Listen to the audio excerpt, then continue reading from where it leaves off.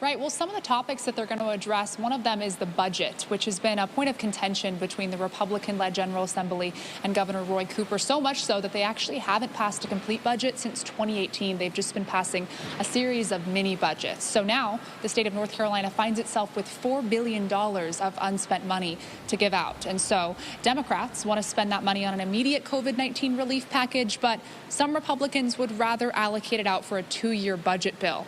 And that budget surplus, we could also expect additional funding to get put towards education. Now, it's important to note that there is still controversy between legislators regarding in-person versus virtual learning. But one state senator I spoke with said certain things are crucial for a successful education system in North Carolina.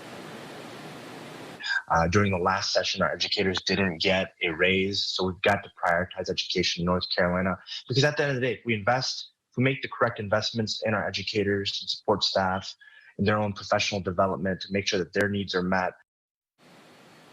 Another big player in education legislation is Senator Phil Berger. I spoke to his communications director today, who said the senator hopes to push through legislation that would restructure the way children are taught to read in North Carolina schools. And coming up in the 6 o'clock hour, I'll be touching on some issues that legislators want to address that are most likely to garner bipartisan support, which means they'll pass through that assembly a bit quicker than those controversial issues. Yeah, Emma, bipartisan, that is a big word in Raleigh, with these lawmakers having a history of not getting this large-scale budget passed, 2018 being the last time that they did.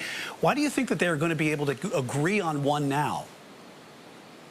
Right, it is tough, but I do think they're going to be able to agree on some COVID-19 relief, strictly because it's kind of a life or death situation with the way that the pandemic's affected our economy in North Carolina, especially for those small business owners who've been just getting those measly PPP checks to keep their employees working. So I think those lawmakers will be working together, just because our entire state will suffer the consequences if they don't.